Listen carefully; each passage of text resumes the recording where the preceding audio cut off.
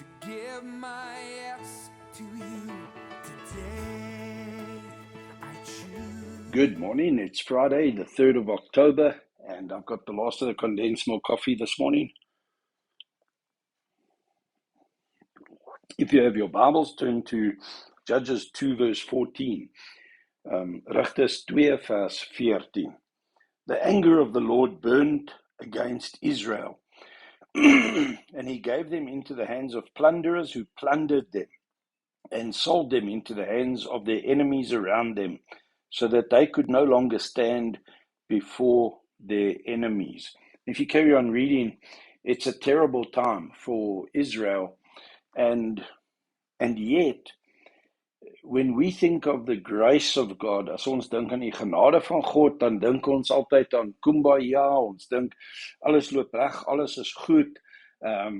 Dis 'n goeie tyd, die Here se guns en gawe is vir ons en met ons en in ons en om ons.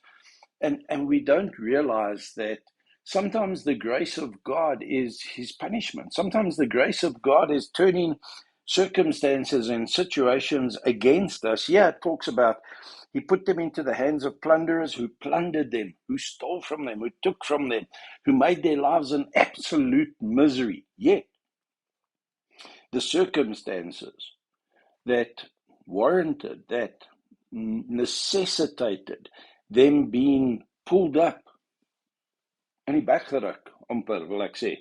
Is nie altyd 'n lekker ding om te sê nie, maar dat hulle regtig, die Here het ingegryp en hy het with anger, met woede, het hy ingegryp, because it tells that they angered the Lord by their actions, and he doesn't react in anger, but out of his anger, he then hands them over to the grace of God, which gets them to confront the bigger problem in their life, which is their sinfulness. We think the worst of circumstances is the worst that could happen to us. And yet, a sinful heart and a sinful mindset leads to eternal damnation in hell. And God's grace sometimes has to be harsh, has to be severe in order to get us to pay attention, in order to get us to realize, but we need help. And God is actually helping us through the difficulties that he brings across our path. And it's not as punishment, it's grace in action. It's the Lord lovingly reaching into your heart and saying, I'm not going to allow you to write yourself off. It's when you have that, as a father, when your son or your daughter is willfully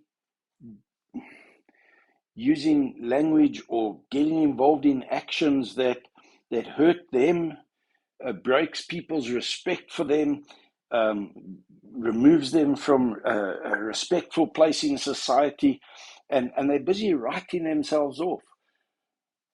A callous father will then reward such behavior and just give money and just allow it to carry on. Well, you're abusing your phone. Let me give you a better, bigger, more expensive phone. Let me go from iPhone to iPhone Pro, or from Samsung this to Samsung that, whatever. You don't reward bad behavior if you love your child. There comes a point of discipline. There comes a point of a good hiding in the right place, in the right time, is a good thing. And it's an act of grace. It's not a punishment. It feels like punishment, but it's actually a loving act of grace where you reach in and say, if you're not going to have a backbone, I'm going to do everything in my abilities, alles in my vermoë, om jou 'n ruggraat te gee. As jy nie karakter wil hê, gaan ek ingryp, en ek gaan intentioneel en doelbewus karakter vir jou wys en vir jou 'n standaard stel waarna toe jy moet mik. And God does the same with us. And this weekend, I trust you get together with the saints and that the Lord works in your heart and in your life. And sometimes when he's working, we don't always see it as grace, but God is love. And everything he does, he can work out for the good if we'll trust him and allow him to have his way with us. That's my thought for the weekend. Take it with you. Come and chat to me about it. It's not an easy one. Lord bless you.